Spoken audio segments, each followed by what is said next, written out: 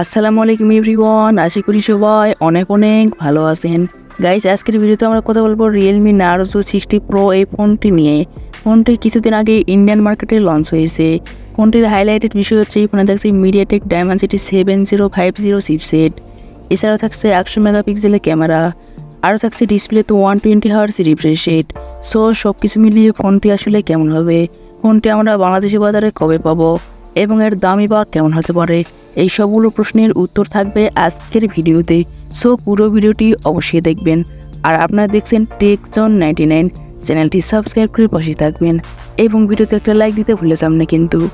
প্রথমে যদি এই ফোনটির ডিজাইন অ্যান্ড বিল্ড কোয়ালিটি নিয়ে কথা বলি, তাহলে ফোনটির ব্যাক সাইডে থাকছে লেদার এবং ফ্রেমে থাকছে প্লাস্টিক, আর ব্যাক সাইডে থাকছে দুইটি ক্যামেরা এবং নিচের দিকে থাকছে নার্জোর ব্র্যান্ডিং।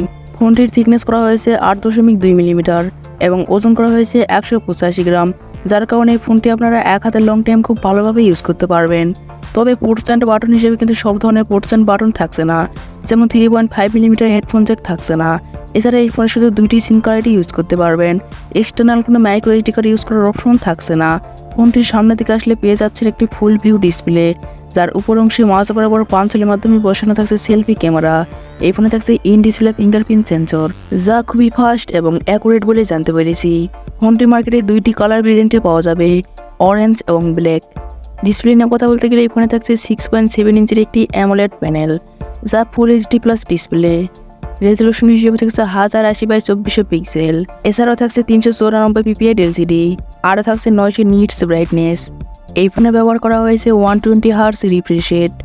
ফোনটির সফটওয়্যার এবং পারফরম্যান্স নিয়ে যদি আমরা কথা বলি, তাহলে এই ফোনে থাকছে অ্যান্ড্রয়েড 13, যার ব্যাকএন্ডে থাকছে Realme UI 4.0, আর এই ফোনের চিপসেট হিসেবে থাকছে মিডিয়াটেক ডায়মেনসিটি 7050, যা একটি 5G চিপসেট। আর এই চিপসেটটি মূলত 6 ন্যানোমিটার আর্কিটেকচারে বিল্ড করে একটি অক্টা-কোর প্রসেসর এবং জিপি হিসেবে থাকছে Mali G68 MC4। এই ফোনে পাওয়ারফুল একটা চিপসেট ব্যবহারের ফলে এই ফোনে যে কোনো হাই লেভেলের গেমস আপনারা মিডিয়াম টু হাই সেটিংসে ইজিলি খেলতে পারবেন। মিডিয়াম টু হাই সেটিংসে গেম প্লে করলে ল্যাগ বা ফ্রেম ড্রপ ফিল করবেন না। এছাড়া মাল্টিটাস্কিং বা ভিডিও এডিটিংয়ের মতো কাজ ইজিলি করতে পারবেন।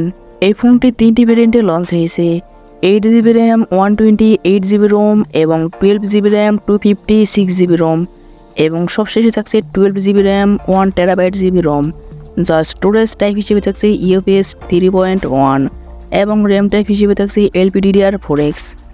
এবার এই ফোনটির ক্যামেরা নিয়ে কথা বলতে গেলে এই ফোনটির ব্যাক সাইডে থাকছে ডুয়েল ক্যামেরা সেটআপ, যার প্রাইমারি লেন্স 100 মেগাপিক্সেল, যা f1.8 অ্যাপারচার এবং সেকেন্ডে থাকছে 2 মেগাপিক্সেল একটি ডেপথ সেন্সর।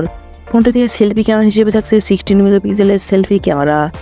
ফোনটির ব্যাটারি এবং চার্জার নিয়ে যদি আমরা কথা বলি, তাহলে এই ফোনে থাকছে 5000 mAh একটি ব্যাটারি, আর ফোনটিকে চার্জ করার জন্য থাকছে 67 ওয়াটের একটি চার্জার।